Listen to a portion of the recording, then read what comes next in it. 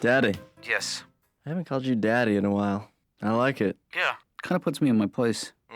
There are very few people who I let call me Daddy. Daddy. Yeah. Shut up. And I'll do the talking. Okay. What's up? Guess what the kid found out? What? Well, indeed, there was a last straw. And that straw was, Wait, remind me what was the next to the last straw? They closed Sanical Pharmacy. Okay, and the last straw is what? Berman's. Oh, no. They closed Berman's. Bastards. Yeah. They locked the doors of Berman's. You know what, Ben? This is just part of what we call progress. Well, Berman's was that was the benchmark store. Right, but... In Pullman Square. I mean, that was the big... What was the verb in that sentence, Ben? Benchmark? No, you're close. It was the benchmark. You know, that store don't is get old. on this again. No, it's old, it's smelly, it's overpriced, and it's understocked. Overstaffed. And delicious. No, I don't know. I don't know what else to say about Berman's. The weird thing is I don't feel that strongly about Berman's, but Well, you used to. I mean, that's the thing. You've gotten soft in your old age. Or I've come to my senses. Dad, first the pharmacy, then Berman's. Right. And then pretty much everything else. And then what happens to the culture of the square, you know? I see what you're concerned about, but I do have to say this, Ben. Mm-hmm. Shut up.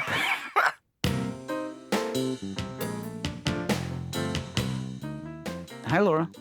What do you want? Nothing. I'm just stretching the old legs, you know. Well, Let me ask you something, Laura. Do you think we make a difference in people's lives, what we do here? like on Earth, like we in general? I'm talking about, my practice, the people that come here seeking my help. You mean you, then? Well, I'm including you in the practice. Well, I think I do, but I don't know about you. See, sometimes I'm not positive that I am affecting people's lives in a good way, you know? Well, as long as they don't realize it. But don't you think that what I do caters to the haves and not to the have-nots? Do you know what I mean? The have-nots have bigger problems to worry about than whether or not they can afford therapy. Because they have not. Yeah, they already know why they're depressed. Yeah. When I was a kid, I used to think they were the have-nots. Don't you have work to do? Yeah. The other day I was in the dry cleaners, and I just have a lot of anger, and I don't know what I'm doing with it. I just snapped. Right.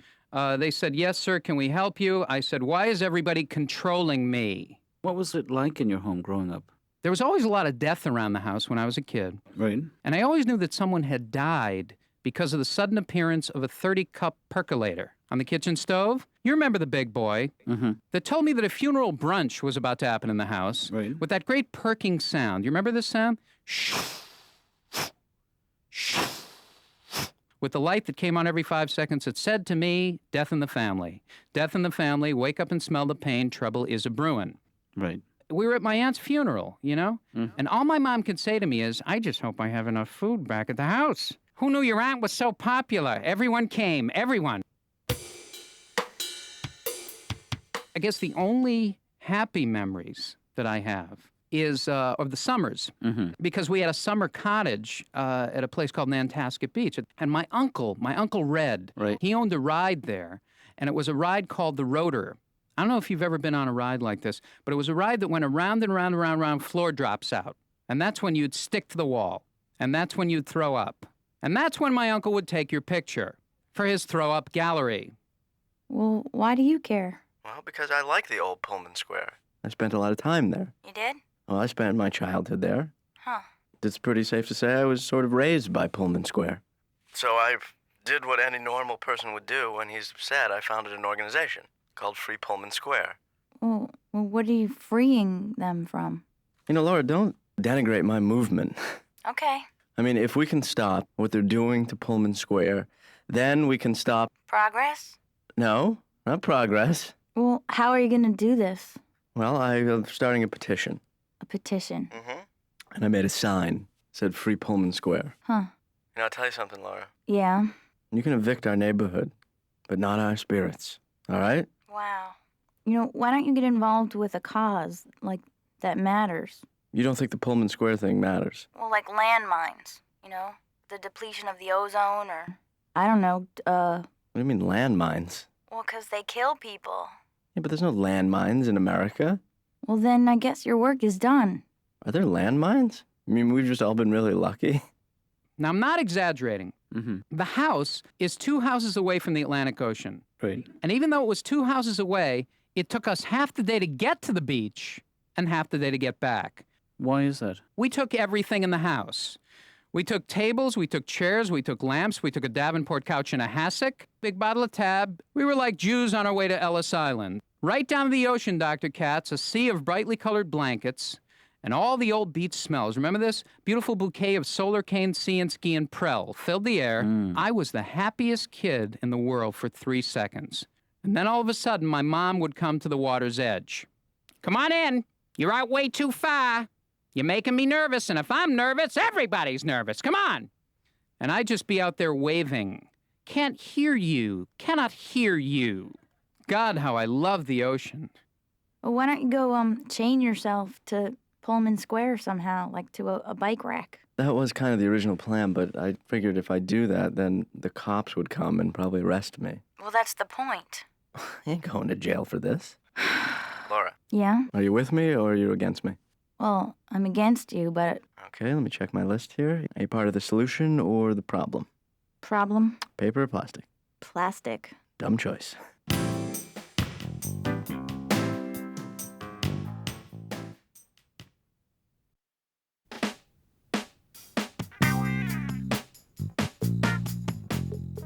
Okay, so what is your plan of attack here, Ben? How are you going to... Well, it's a tri-phase attack, Perfect. which means 3, Dad. What is phase 1? Well, phase 1 is I want to get everybody together. Mm-hmm. Like a pep rally of some sort? Like a pep rally, Right. but, with dancing and maybe bands. Mm-hmm. And I'm going to have that right in the square, Yeah. and they can't stop me. Well, I think you need a permit to do that. No, you don't. To have a kickoff party, you need a Dad, permit. if you're rebelling, you don't need anything. Okay, phase 1 actually sounds doable. Now, what about phase 2? Right. Then I kind of need you mostly in phase 1 because... Want me to get the old band together? No. But we need money. So I was thinking maybe you would be the first to donate to the cause. Yeah. What's phase 3? No, phase 2. We haven't gotten to phase 2 yet. I'm sorry. Phase 2 is boycott. Boycott what? Boycott the new stores. Isn't it a little late once the new stores are in? Haven't you pretty much lost the battle? I mean, after they've already built them. Yeah, and open them up to the public. Okay, let's skip phase 2. Okay, what is and phase 3? we'll move to phase 3. Which is? Phase 3 is to buy back all the property from the greedy bastards who are developing it. And how do you plan on doing that? I can't get bogged down in details right now, Dad. How much would it take to buy back all the property in Pullman Square? I would say about $8.5 million. And how much money do you have? I have $30. We are screwed. Now, your parents are not alive, right? No, I have one alive and one in heaven. Well, whatever your concept of. Well, what is your concept of heaven? For me, it's like high school. Heaven is like high school. After you die, you go to high school. Huh. Because that's where a lot of your opinions are formed in high school. So you sort of freeze-dried there, and after you die, you go back to your high school, and you just sort of fly around and visit the different cliques that you couldn't get into, and that's what I think happens after you die. What was it about high school that you find so appealing? Oh, it's not that it's appealing. I think it's kind of my version of my own private little hell. You're so self-conscious when you're in high school. I mean, isn't everybody? And there's all this pressure. What are you going to do with your life after this is over with? And this is your last chance to go dating and have fun. And you're going to let that guy touch your bra. And there's every possible element of your life is aroused when you're in high school. So you might as well go back there after you die and deal with it finally, instead of just shoving it under the carpet. And is that what you did, Teri? Did you shove it under the carpet? Well, somewhat. Yes, I had to. Didn't we all? Well, So that's what I think happens when we die. yeah. But I remember being very innocent and all that, and almost Mormon. And then I had all these girlfriends that were very much racy. That's why I hung out with them. They smoked in the bathroom and everything. Not Mormon. They were not Mormon, no. They were Catholic girls. I sense that this whole conversation we're having now, Teri, is really about sex, which is okay, I'm so glad we're sophisticated adults and we can talk about these things without being embarrassed or humiliated. Well, that's one of the advantages of being dead. That's right. And in high school. We could say the word penis and it would be okay. That's right. Penis, penis, penis. Yeah. I just want to know if I'm getting better. You are getting so much better. It's embarrassing. Really? Well, what's going to happen to all the cynical employees? Well, they'll have to find other work, or at least pretend to while they collect unemployment. Dad, I'm kind of disappointed in you. Why is that? Because you're not embracing my cause, you know? You know what happened to the old 60s spirit? Well, I guess I woke up. I would think you would agree with me Well, that Pullman Square should stay the same. I may not be embracing your cause, Ben, but my cause is embracing my son. Come here, you. No, Dad, I don't. Let's try this little chant. What do we want? Change. When do we want it? Now. How badly? Badly. Very badly. I think I've lost my touch. Is he spearheading this Save Pullman Square? He started a grassroots movement. Really? Are there a lot of people now involved in it? He's had a meeting, and he had a fairly good turnout. Oh. What's fairly good? A little bit better than mediocre. Oh. Well, I'd like to know when the next one is. I would come. Good for you. Yeah. Julie, I'll help with that. Count me in, too. I'll save Pullman Square. Is it going to be hors d'oeuvres and stuff? You better believe that, my friend. Thanks. He sort of inspired me to maybe start giving a little something back myself to the community. Have you ever done that? Well, I used to do some work with the animal rights people in the area of sexual harassment. I know that sounds strange, but we work with the horses. And our feeling is that when a horse says neigh, that's exactly what he means. Ha!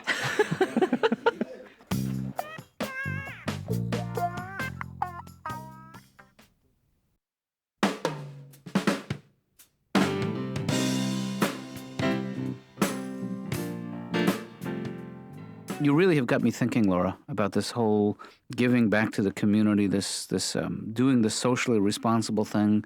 I really was affected by our conversation, and I decided to make a tidy little donation to the Community Mental Health Center. Well, what happened to the pro bono idea? That is a great idea. Unfortunately, just looking through my schedule, I don't really have time to do that. Well, they really need volunteers a lot more than donations, I'm sure.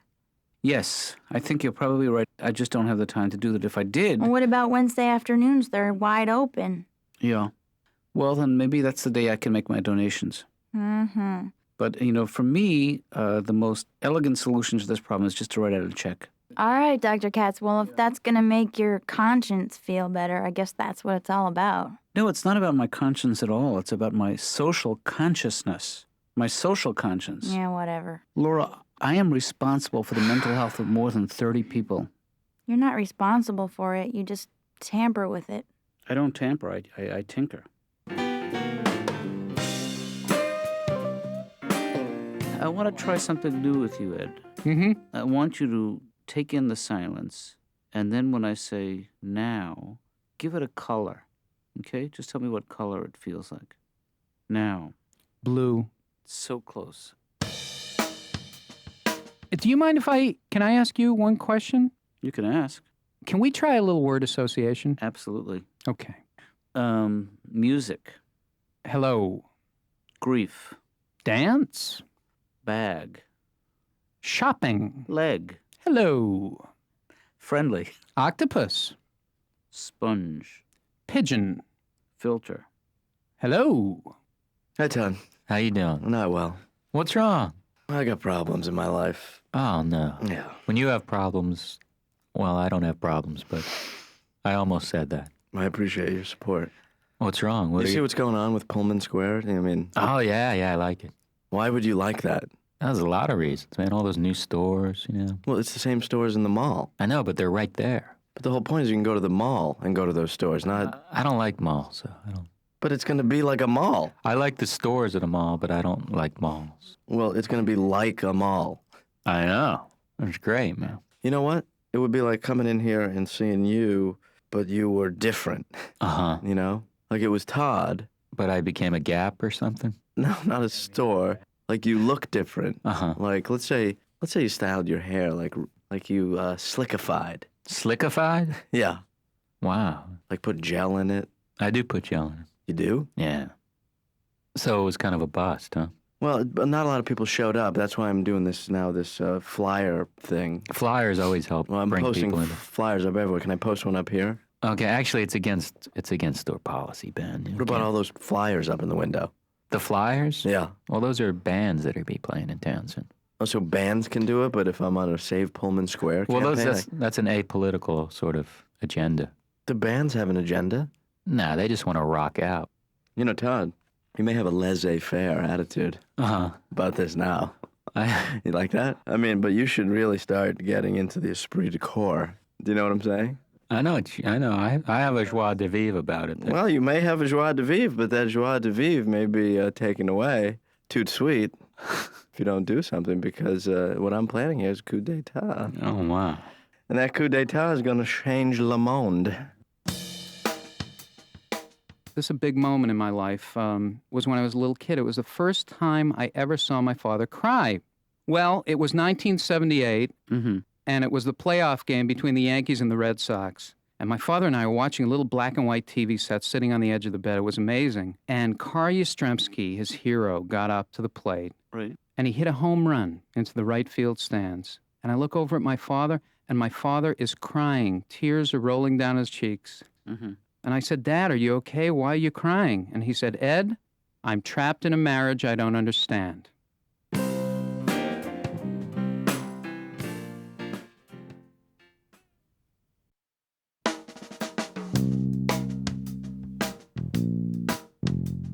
So how did it go? What? The rally. Oh, the rally. Yeah. It wasn't a rally. It was a meeting. How'd the meeting go? There was a decent turnout. There was 11 of us. That's a pretty impressive number of people just at the beginning of a movement. Yeah. Yeah. We're in trouble. Yeah. Did you guys get done what you needed to get done? No. So it really wasn't... It wasn't really that organized. No. This movement doesn't have, I think, a lot of, what's the word? Momentum? Damn it. This movement doesn't have a lot of glamour. Right. I remember the first anti-war protest I went to. It was crazy. We laughed. We cried. Really, what happened? Well, first we sang songs, and then we got tear gassed. Did you really get tear gassed? Yeah. Wow. What was it like? It's not as bad as it sounds. You know? Tears of joy? Any kind of drugs in those days was acceptable, you know? You just breathed it in? Yeah. You get a little buzz. My generation doesn't have Vietnam or Korea or the South. And we don't have any big, you know what, Ben? big reason to Guess protest. What? Guess what? What? I'm proud of you. You serious? Yes, I am. What's important is not the issue, it's the spirit of protest that lives in you. Yeah. And the spirit of caring. I do care, Yeah, Dad. you know? do. We need a more outspoken and better leader. Ben, I thank you for the offer, but I am not available or Dad, interested in the position. I wasn't asking you. I don't think you're a particularly charismatic man. You know? What about like this? All right, you're in.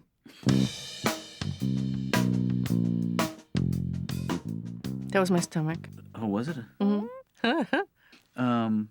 No, you seem to be doing so much better. Do I? Yeah. Good. I feel better. Do you miss living in New York City? Well, no, I don't. I hate to say this, but as you grow older, it gets less and less romantic and attractive to be racing around on subways and seeing old ladies eating out of garbage cans and stuff. It's not so funny as it used to be. Right. So I don't think I like that. I'd spend the entire day going across town in 6 different cabs just to get a lampshade. Yeah, isn't it? What's the expression? Nice place to visit, but I wouldn't want to live there. And That's the expression. Yeah, I'm not trying to reduce some real insight you have to a very short cliche. But you just have. Well, Teri, Rome was not built in a day. Mm-hmm. And things like that. Was that my stomach? It was my stomach. I keep telling you, it's my stomach. Is that a nervous response? It isn't a nervous response. It's either, sometimes I think my unconscious is trying to say something. If you listen very closely to my stomach, it's actually saying words so that I can, realize what I'm feeling. Sometimes I deny the word, it'll go joy.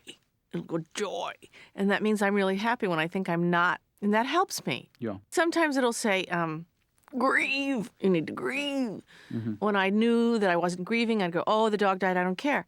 But actually, I need to grieve about the dog, so it'll remind me, grieve. That has happened to me. Well, you can't really expect your stomach to be tapped in constantly. Sometimes I don't think it's tapped in at all because it says something very mundane like, we need cleanser, something stupid like that. And I go, this is not even important to my life. You seem like you've mellowed out a little bit, Ed. No, I think I'm not as rageful as I was when I came in because I was sitting on it, right? Now I feel like I'm just getting out with it. You know what, Dr. Katz? Could I just go through a litany of all the things that I'm angry about? Absolutely. Well, I'm angry. I'm angry that the Red Sox haven't won a World Series. I'm angry about it. Dr. Katz. That's the whole list? That's it. No, I think you're missing the point, Dr. Katz. The point is that you feel emotionally raw. Yes! I'm raw! I'm very emotional right now. That's a good thing. Is it good? Yeah. What about this voice? Isn't it too high? A little bit. But you can adjust that. Oh, so if I go a little lower, that's good. Still emotional? Well, I think you arrive with rage. Yes. And you leave with something less than rage. Yes. Whoops. You know what the music means? We're going to have to stop now. Our time is up.